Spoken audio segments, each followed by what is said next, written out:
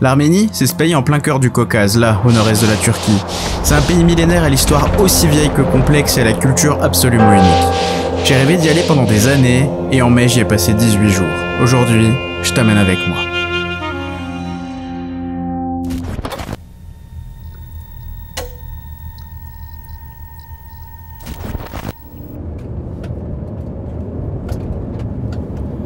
De retour sur Yerevan, je me suis réinstallé dans l'hôtel de mon pote Garik.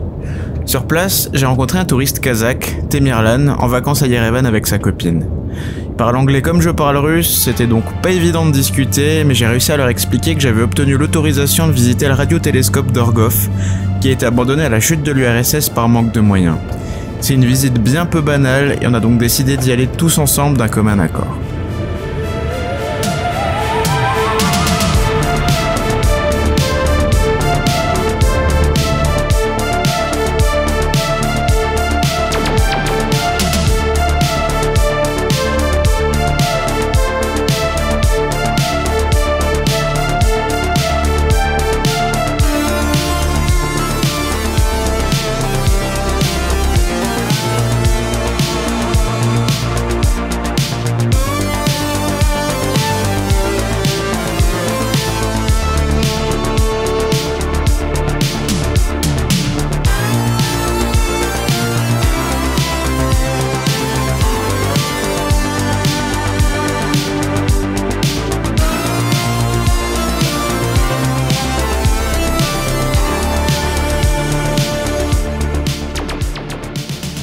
Donc finalement je suis venu ici avec deux touristes kazakhs qui sont dans le même hôtel que moi.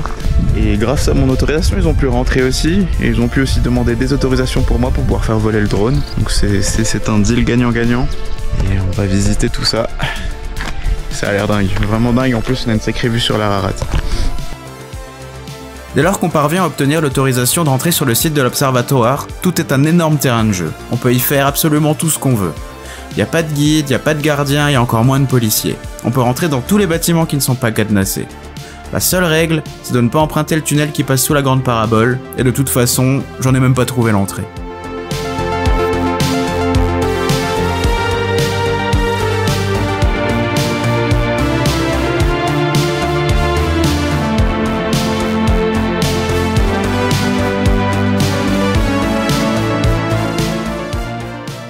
Tous les gros blocs triangulaires qu'on voit partout sont des morceaux de miroirs de télescope recouverts de poussière. Dans quasiment toutes les pièces, quand il n'y a pas de miroir, le sol est jonché de documents techniques et de journaux d'époque. La plupart datent de la fin des années 80, peu avant la chute de l'Union soviétique.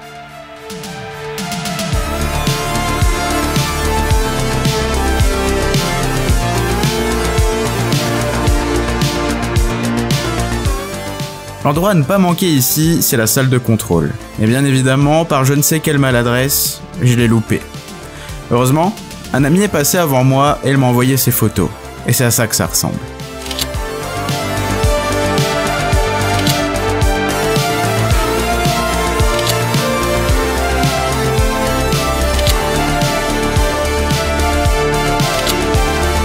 Derrière la parabole principale qui mesure plus de 30 mètres de diamètre, on peut voir une seconde parabole. Elle a l'air d'être en ruine, mais ce n'est pas le cas. Elle a juste jamais eu le temps d'être finie faute de moyens après la chute de l'Union. D'ailleurs, toute cette belle installation n'a jamais eu l'occasion de servir. C'est un vestige presque neuf d'une grande époque aujourd'hui révolue. Je vais pas mentir là, je me chie un peu dessus. Mais ça a l'air relativement solide, même si ça ressemble carrément à du bricolage. Je pense que je monte encore un étage et j'arrête parce que j'ai peur en fait. Ouh, c'est pas du tout rassurant cet endroit. J'ai pas le vertige, mais j'ai pas confiance dans l'infrastructure, tu vois.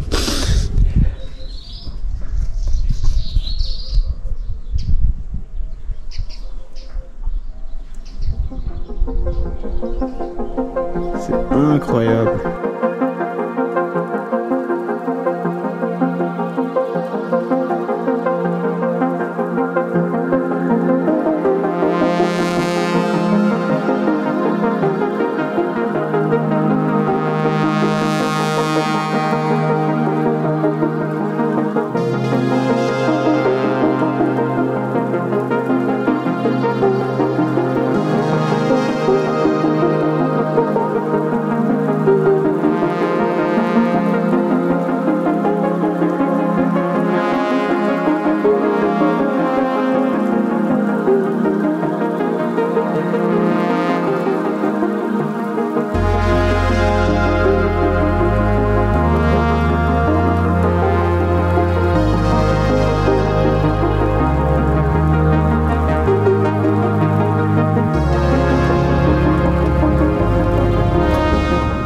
Après cette visite, on a décalé sur Garni pour visiter son temple, à quelques kilomètres au sud-est de Yerevan.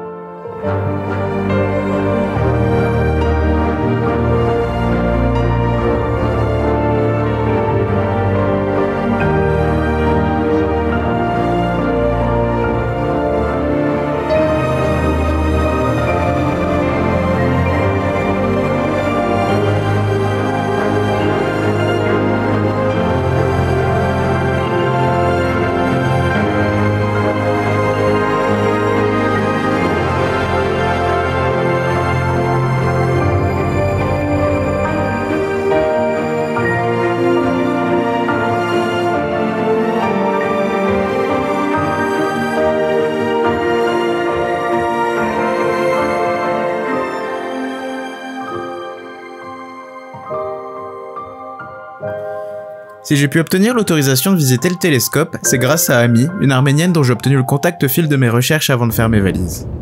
Ce jour-là, j'avais pas vraiment de plan prédéfini, alors j'ai suivi à Spitak avec mes nouveaux potes.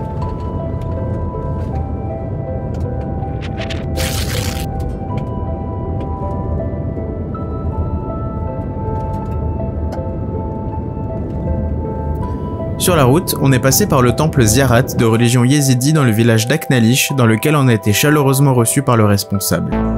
Les yézidis ont fait l'objet de persécutions par les mouvements islamiques rigoristes à cause de leur lecture alternative des textes saints. Ils considèrent en effet Lucifer comme le plus important des anges, souvent représenté par un pan, pour avoir refusé de vénérer Adam car ils ne voulaient vénérer que Dieu lui-même. Cela leur vaut fréquemment d'être accusés de satanisme. Les yézidis représentent la plus grande minorité ethnique d'Arménie, où ils peuvent vivre en paix. I would love to become an Armenian oligarch just so I can get a weird name.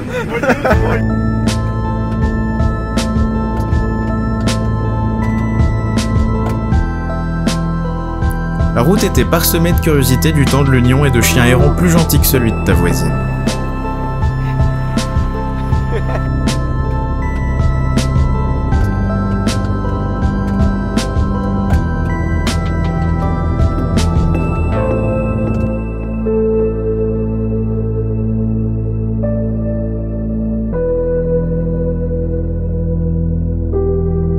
Spitak, dont le nom signifie blanc en arménien, est une ville qui a subi un important tremblement de terre en 1988. Entre 25 et 50 000 personnes y ont trouvé la mort.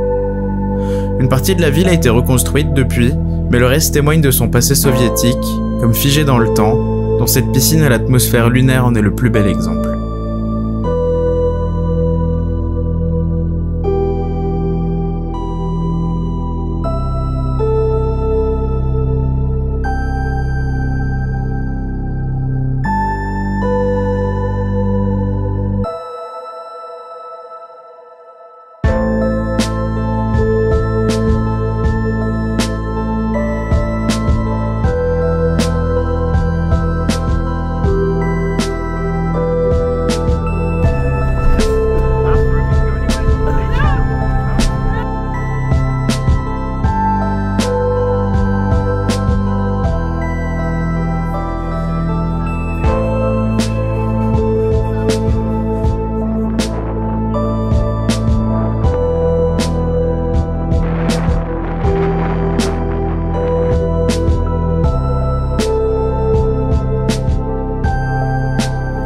Près de Gyumri, Gurdip nous a permis d'admirer cette fresque soviétique qui représente 15 femmes habillées en tenue traditionnelle, chacune représentant une république socialiste soviétique. Dès lors que j'ai posé les yeux sur cette fresque, je savais déjà que j'allais chercher à quelle femme correspondait quelle RSS, et c'est ce que j'ai fait. Après quelques googleries infructueuses, Gurdip m'a invité sur une page Facebook de passionnés d'histoire soviétique pour me venir en aide. Dans un premier temps, on m'a fait remarquer que les tenues qui comportent un voile sont typiques du Caucase, donc Géorgie, Azerbaïdjan et Arménie. Un article sur les costumes traditionnels du Caucase m'a permis de déterminer qui était l'arménienne, l'azérie et la géorgienne. On m'indiquait lourdement que la première en partant de la droite était la russe, sans aucun doute possible, et que la deuxième était l'ukrainienne, reconnaissable par les fleurs dans ses cheveux, et que la troisième était la biélorusse, reconnaissable à son foulard. Je vous propose de numéroter chacune des femmes pour mieux s'y retrouver par la suite. À partir de là, une femme qui avait l'air de s'y connaître a affirmé que la numéro 5 était la kazakh, la 8 l'estonienne. J'ai pas réussi à trouver de photos pour confirmer avec certitude, mais elle avait l'air sûre d'elle, alors j'ai gardé ses réponses entre parenthèses. Après ça, plus grand chose, surtout que les 14 et 15 sont très abîmés. Et là, un membre de la page a une idée brillante. Il se trouve que l'ordre des représentations des RSS a été fixé en 1956 et qu'on peut le retrouver sur les roubles soviétiques. Prenons ce billet de 50 roubles de 1962, donc avec l'ordre figé en question. On prend maintenant les 15 écritures présentes qu'on va aussi numéroter et s'amuser à reconnaître. La 6e et la 13e c'est facile, on les reconnaît au premier coup d'œil par leur alphabet unique. La langue numéro 6 c'est le géorgien, l'arménien c'est le numéro 13. Sur les alphabets restants, on remarque que seules 3 sont écrites avec l'alphabet latin qui n'était alors utilisé que par les pays baltes. Le U c'est dit, qui est unique au lituanien, numéro 8, le L virgule souscrit qui est unique au letton, en 10e position. Par élimination, le numéro 15 est l'estonien. On peut se conforter dans notre déduction en notant que le mot 50 en estonien est très différent des deux autres, et c'est bien normal car l'estonien est une langue finno-ougrienne tandis que les deux autres sont slaves. Sur les 10 langues restantes, on remarque 4 manières différentes de traduire le mot rouble. Rouble, karbovantsiev, sam, manat. Les seuls à appeler rouble karbovantsiev sont les Ukrainiens. Les 3 langues qui appellent le rouble sont nécessairement des langues latines ou slaves, donc ça va se jouer entre le russe, le biélorusse et le moldave qui n'est en fait que du roumain syrilisé. Le Y surmonté d'une brève est alors propre au biélorusse qui est la seule langue slave qui l'emploie. Pour différencier le russe du moldave, il suffit de regarder comment le 50 est traduit. Piat-Diesiat en ukrainien, Piat-Zesiat en biélorusse, celui qui ressemble le plus est le Piat-Diesiat du numéro 1 à comparer avec le Tchinzech du numéro 9. Le 1 est donc le russe qu'on a réussi à rattacher aux langues slaves, en opposition au moldave numéro 9, qui est une langue qui est bien qu'influencée par les langues slaves, et bel et bien une langue latine. Sinon, le numéro 1 était aussi écrit en énorme sur le billet par rapport aux autres, ce qui suffisait à déterminer où était le russe. Mais c'était moins fun comme déduction. 2 langues traduisent le rouble par manat. Aujourd'hui, 2 pays d'ex-URSS utilisent encore le manat comme monnaie nationale. Il s'agit de l'Azerbaïdjan et du Turkménistan. On connaît l'azérie en numéro 7 à 7 lettres, le E. Par élimination, le 14 est donc le turkmène. Les 4 langues restantes sont le kirghize, le kazakh, l'ouzbek et le tadjik. On reconnaît facilement le tadjik par ses 3 lettres. On confirme en sachant que le tadjik, en 12e position, est la seule langue persane du lot, et que 50 se dit panjor quand les 3 ont une prononciation proche, à savoir elik, elou et elu. Les 3 langues restantes sont turciques. La seule qui utilise le Y surmonté d'une brève est l'ouzbek, en numéro 4. Pour les 2 dernières, le E, comme on le trouve dans le numéro 11, est une lettre de l'alphabet russe qui est utilisée en kazakh et en kirghize. Seulement en kazakh, cette lettre est utilisée que pour écrire des mots d'origine russe. Le 11 ne peut donc pas être le kazakh, par élimination, le 11 est donc le kirghize et le 5, le kazakh. C'était facile, hein? On n'a plus qu'à réordonner nos résultats et essayer de les superposer à la fresque. On plaque les langues 1 à 7 de droite à gauche, puis de 8 à 15 de gauche à droite, en commençant par les extrémités. On se rend alors compte que toutes les propositions citées avant sont justes, et qu'on retrouve une cohérence générale esthétique avec les régions d'origine de ces femmes. Le mystère est résolu. Je tenais à m'attarder un peu sur cette fresque, qui malgré son apparence un peu banale est un ouvrage très rare dont la majorité ont été détruites après la chute de l'Union. Et j'aime beaucoup les langues aussi. Les propriétaires des murs m'ont interdit de dire où elle se situe exactement. C'est sûrement pour ne pas être embêté par les touristes, mais je m'en réjouis pour sa conservation. On est ensuite parti sur Gyumri, qui est la 2e ville du pays pour la soirée.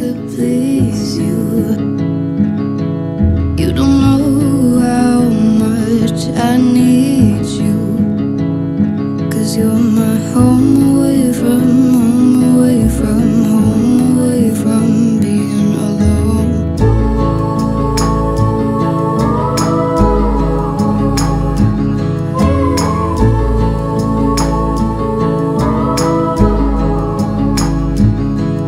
Run away from home, why don't you?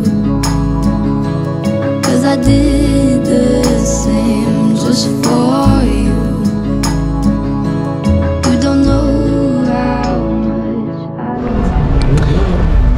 Les bonnes choses ont une fin. Aujourd'hui c'est mon dernier jour complet en Arménie et hier soir Gurdip a proposé qu'on aille visiter des hôtels abandonnés à côté du lac Sevan.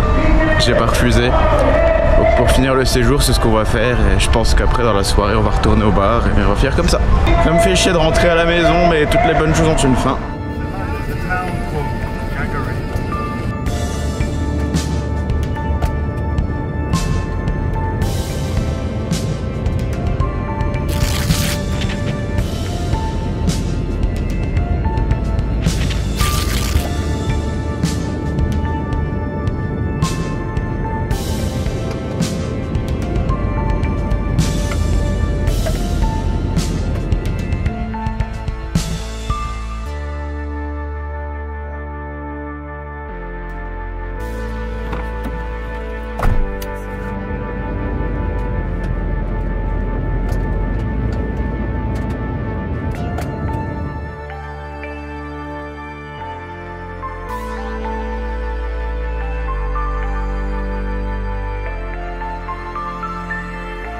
Sur la route vers le lac, on s'est arrêté au niveau d'un cinéma abandonné dans l'espoir d'y dénicher de petits trésors oubliés.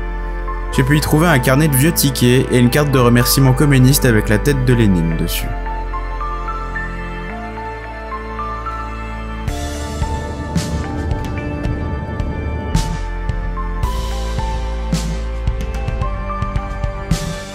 Une fois au bord du lac, on s'est arrêté dans un premier hôtel pour voir cette splendide mosaïque typiquement soviétique.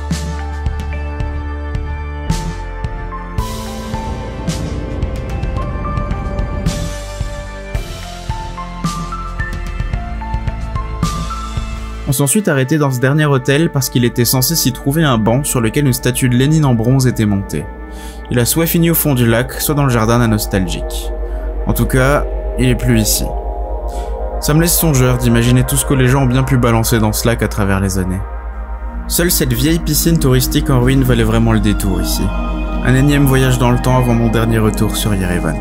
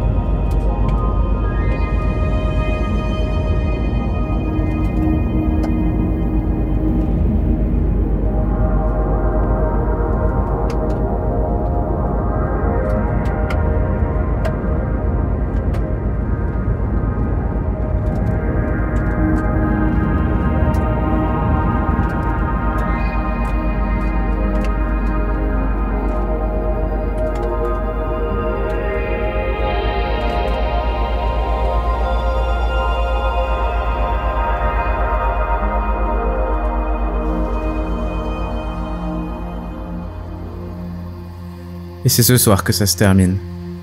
J'en ai rêvé depuis des années, je viens d'y passer 18 jours. 18 jours à surpasser chacune de mes attentes. 18 jours à avoir été accueilli comme un membre de la famille. 18 jours sur la route, le calendrier plein de points d'interrogation. 18 jours à ouvrir les yeux. 18 jours à la fois loin de tout et au plus près des vraies choses. Jamais quitter ma zone de confort ne m'a autant apaisé en cette période de ma vie où j'avais grand besoin de changer d'air. Merci l'Arménie.